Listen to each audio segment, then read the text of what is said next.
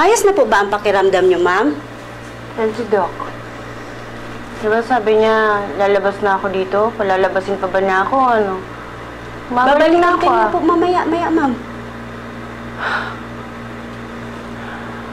Ay, bored na ako dito.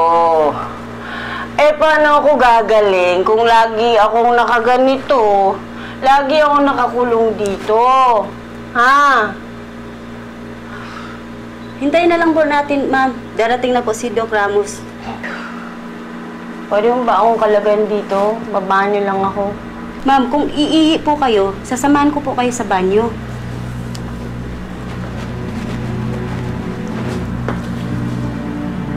Hindi ako iihi. Gusto mo gagawin ko dito, linisin mo. Ha? Naku, bawal po dyan, ma'am. Naku, ma'am, wag! Ma'am, wait lang. Sige na po. Kakalagyan ko na. Wait lang, mama. Hintay lang po.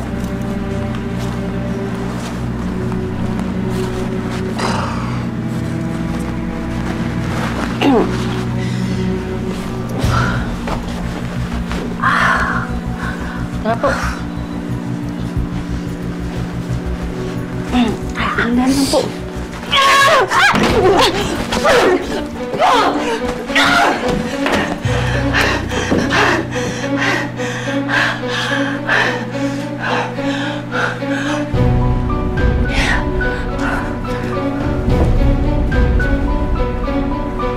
I don't understand paano nakalabas yung pasyente nang hindi namamalayan.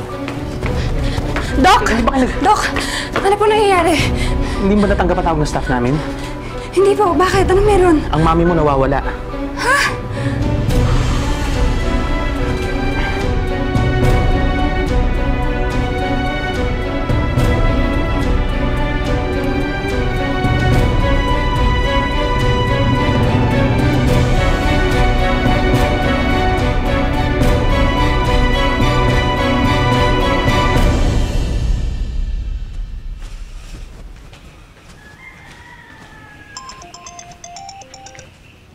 Hello? Yes? Ano? Nakatakas si Ivy? Oh, wala kayong pakinabang! Boysan!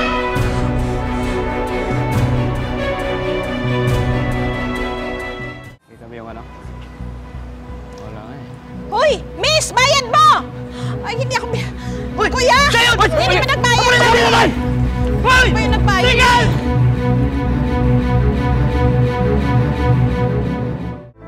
Tingnan! Ngayon ka pa ba hindi sasagot? Mantayin ko na talaga itong hospital na to. Rachel! Asan si Ivy? Ikaw nagpalabas sa kanya, no? Siyempre hindi! Di sana wala ako dito! Eh kayo, anong ginagawa niyo dito? Miss Rachel, Ano pong balita? Ako ang next of kin. Nasaan ang kapatid ko? nakapag-coordinate na po kami sa barangay. Hinahanap pa rin po namin siya. Pero sigurado kami, hindi pa nakakalayo, ma'am. Ano ba kayo? Eh, kung kailangan ipatawag mag-police watch, mag-neighborhood watch, lahat na gawin nyo. Delikado ang babaeng yun. Baka kung sino ang saktan niya. Yes, ma'am.